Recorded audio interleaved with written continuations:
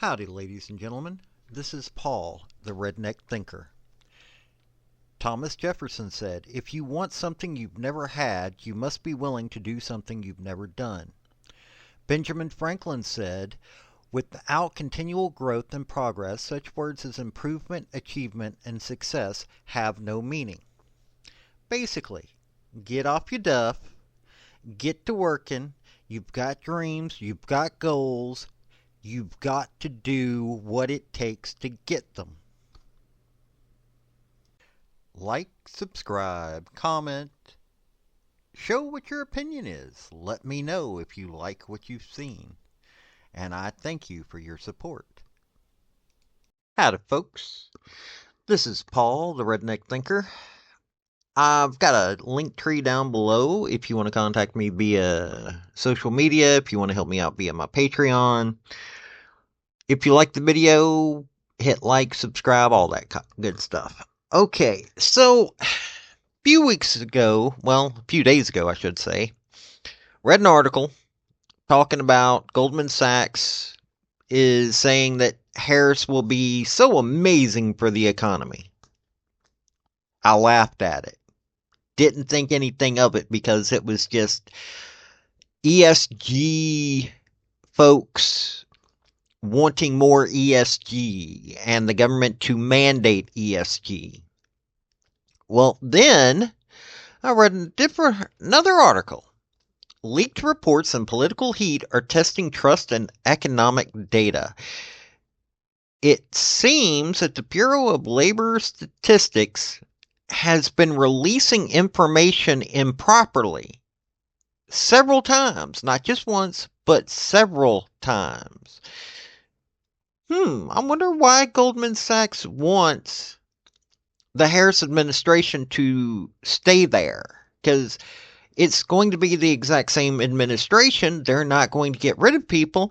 And, they're leaking information. So let's talk about this little silliness. Okay, so I'm going to read you from the Hill article on this. Goldman Sachs Trump policies would slow down the economy. Analysts at Goldman Sachs are warning of diminished economic performance if former President Trump is elected and able to implement his agenda. Trump's plans to crack down on immigration and impose new tariffs on Chinese goods will take a chunk out of gross domestic product. Really? Okay, that makes no sense whatsoever, but that's what they say.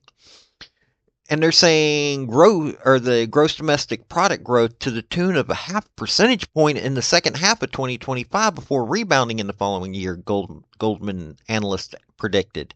We estimate that if Trump wins in a sweep or with divided government, the hit to growth from tariffs and tighter immigration policy would outweigh the positive fiscal impulse, they wrote in a Tuesday analysis. Interesting. So they want more illegal immigration. They want criminals in this country.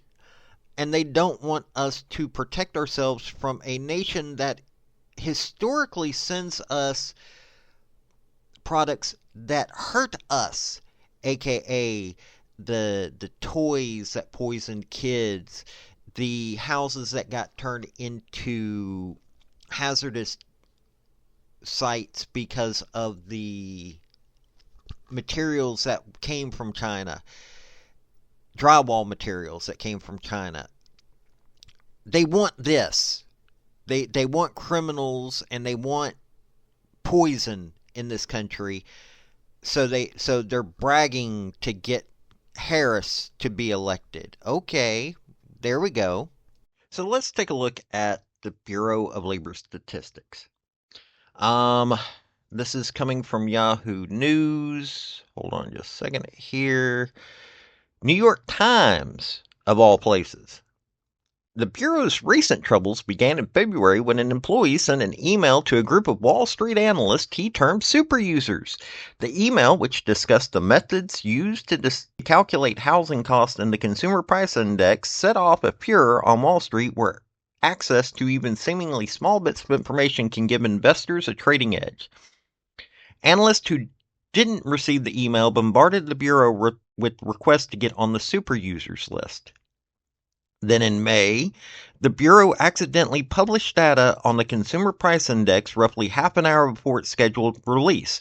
The data was posted to a part of the Bureau website that is used by sophisticated analysts who download the agency's data automatically.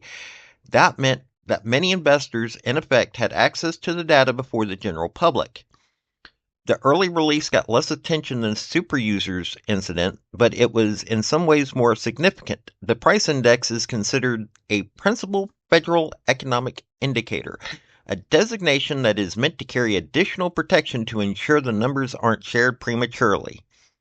In the most recent incident, a technical glitch last month delayed by more than half an hour the release of a closely watched report containing annual revisions to employment figures. During the delay, banks including Goldman Sachs and Nomura, as well as Wall Street research firms, called the Bureau and were given the numbers directly, while others were left waiting. Are you starting to see some of the things that are going on at the Harris Biden administration? All these insiders are getting information that nobody else is getting. Do you wonder why that Goldman Sachs wants them to stay in power? So, if you are wondering why this is happening, why Goldman Sachs and other major Wall Street people want Harris to be the person that is now the president of the United States, she's not going to make a lot of changes because this has been her administration. It's going to be a continuation of what was happening before. Insider trading is going to be able to happen because the Harris administration, following the Biden Harris administration, is going to cause no changes to what is happening. These massive investment houses are going to benefit from this. Of course, they want her to remain in office. The economy isn't meant to help you or I when Goldman Sachs is involved, it's meant to help them. So, this is what's been going on, and this is what's going to continue. I want y'all to just consider all of what I just told you and keep watch of this in later days. This has been Paul, the Redneck Thinker. Y'all have a good day now. Oh, and don't forget to like, subscribe, and all that other happy stuff. Folks, I just want to say thank you for listening. I want to thank you for taking your time. I want to hear what your comments are about what you think on this topic because your comments are what's important, not necessarily mine.